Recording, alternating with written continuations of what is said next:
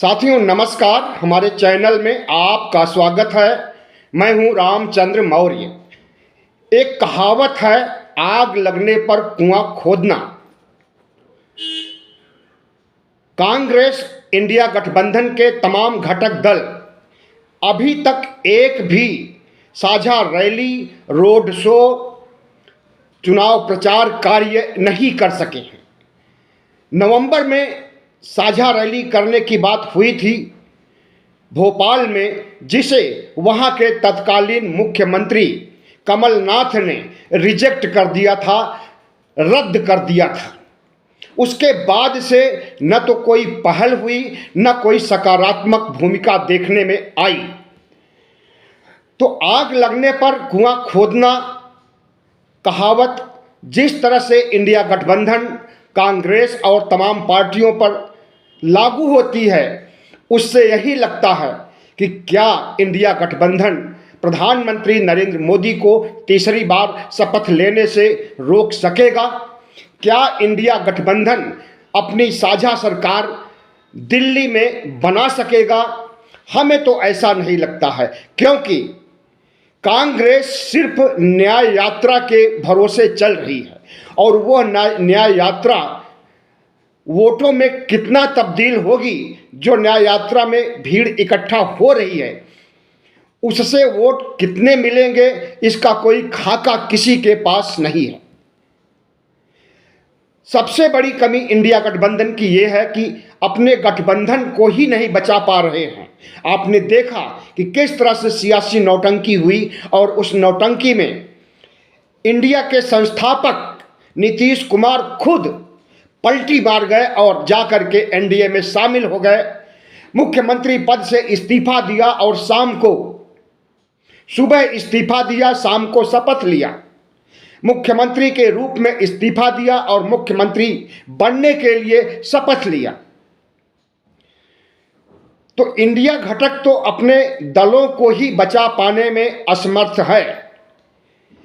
हेमंत सोरेन के ऊपर ईडी का कहर बरपा हुआ है, लेकिन कांग्रेस का कोई कमेंट आया? कोई प्रेस कॉन्फ्रेंस करके ईडी के बारे में, ईडी के कार्यों का खुलासा किया कि किस ढंग से ईडी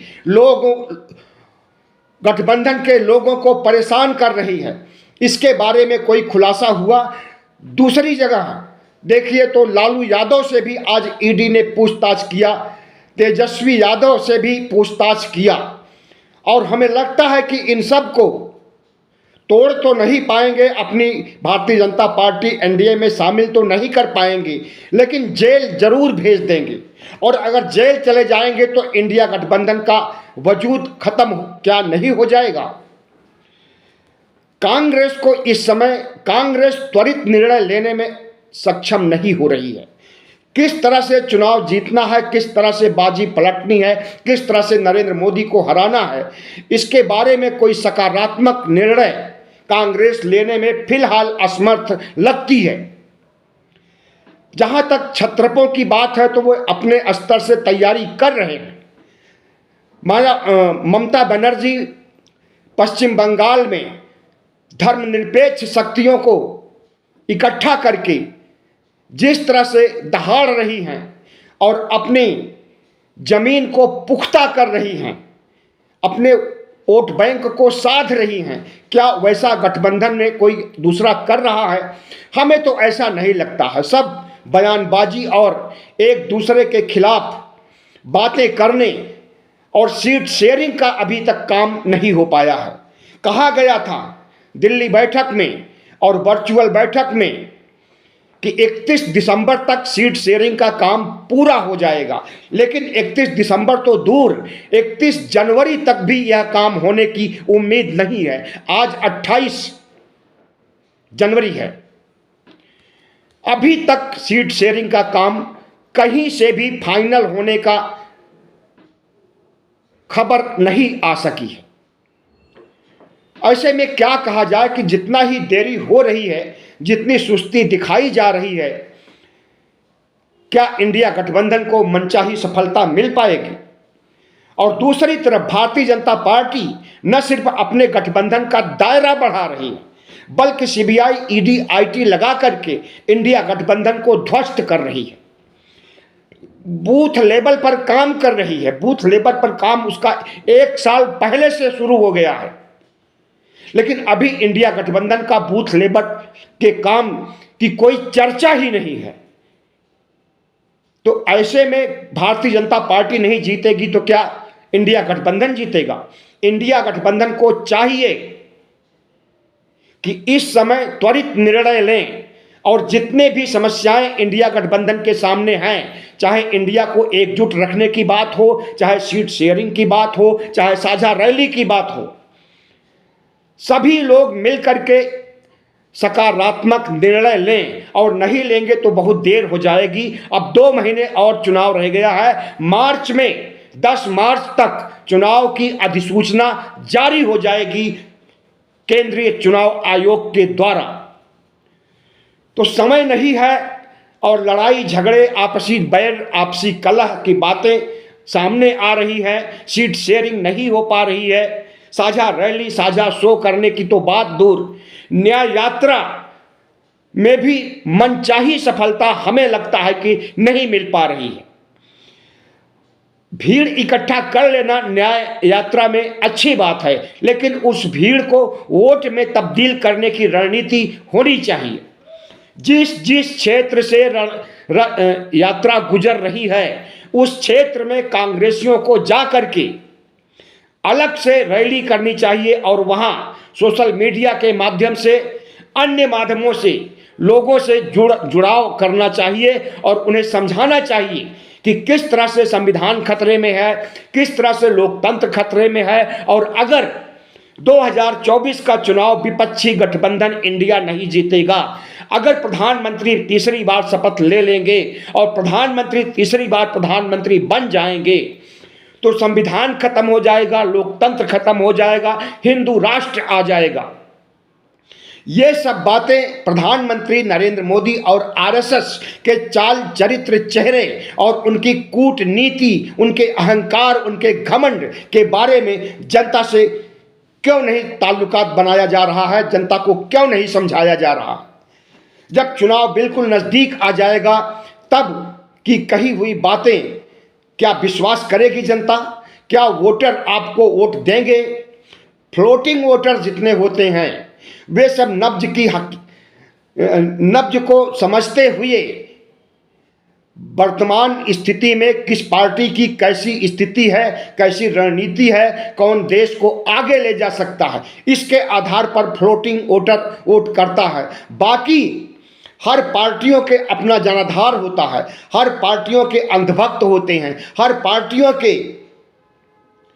एक ऐसे मतदाता होते हैं जो कट्टर होते हैं, वे वोट देते ही। कट्टर मतदाताओं को छोड़ दीजिए, बाकी फ्लोटिंग और सामान्य मतदाता जो कि अपनी राय को रातों रात बदल देते हैं, इन्हें समझाने के लिए कम से कम 2 महीने पहले से इनसे ताल्लुकात बनाना चाहिए और उसके बाद ही इन्हें समझाया जा सकता है। क्योंकि जो प्रधानमंत्री ने झूठ, जुमले और बड़ी बड़ी डींगे हाँक करके इनके मन में, इनके दिल दिमाग में कल्याणकारी योजनाओं को लेकर के और झूठे नैरेटिव पेश करके इनकी मानसिकता को बदल दिया है, तो उन वोटरों की मानसिकता बदलने के लिए इंडिया गठबंधन को भी काम करना चाहिए। लेकिन ऐसा काम होते हुए दिख नहीं रहा है। जमीनी हकीकत पर कुछ भी नहीं हो रहा है। राहुल को रथ यात्रा कुछ दिनों के लिए स्थगित कर देना चाहिए। हम ये नहीं कहते हैं कि रथ यात्रा को, न्याय यात्रा को रोक देना चाहिए या खत्म कर देना चाहिए, नहीं, कम से कम 1 हफ्ते के लिए न्याय यात्रा को रोक करके मल्लिकार्जुन खड़गे, सोनिया गांधी को लेकर के सबसे पहले सीट शेयरिंग का काम करना चाहिए और उसके बाद गठबंधन को मजबूत रखने के लिए कि कोई भी टूट करके भारतीय जनता पार्टी के साथ न जा सके, इसके लिए प्रतिबद्ध होना चाहिए और कठोर ढंग से ऐसा निर्णय लेना चाहिए कि जिससे कोई भी घटक दल चुनाव के पहले और चुनाव के बाद इंडिया गठबंधन को छोड़ करके जा न सके। नीतीश चले गए, लेकिन नीतीश के जाने की भरपाई के बारे में इंडिया गठबंधन ने क्या सोचा है, कांग्रेस ने क्या सोचा है? ऐसा नहीं है कि नीतीश की भरपाई नहीं हो सकती है। नीतीश की भरपाई करने के लिए इंडिया गठबंधन को मायावती से संतुलन साधना चाहिए। भले ही मायावती ने इनकार कर दिया है, और क्यों इनकार किया है सबको पता है। सीबीआई ईडी आईटी के डर से इनकार किया है, तो उनसे एक क्या गुप्त समझौता नहीं हो सकता है कि जब चुनाव आचार संहिता लागू हो जाए उसके बाद आप आइए, लेकिन आइए जरूर। केसीआर से क्या मुलाकात नहीं की जा सकती है? माना कि तेलंगाना में कांग्रेस से केसीआर की दुश्मनी है, लेकिन जिस तरह से तमाम विपक्षी दल प्रधानमंत्री नरेंद्र मोदी की गलत नीतियों और उनके 56 इंच के सीने से दुष्प्रभावित हैं, प्रधानमंत्री के सीबीआई ईडी आईटी से जिस तरह से सभी विपक्ष के लोग प्रताड़ित हैं, उसमें केसीआर भी हैं। केसीआर की बेटी कविता के ऊपर भी ईडी की बुरी नजर है। सीबीआई ईडी आईटी उनका भी घेरा कर रही। क्या केसीआर को मना करके इंडिया गठबंधन में नहीं शामिल किया जा सकता है?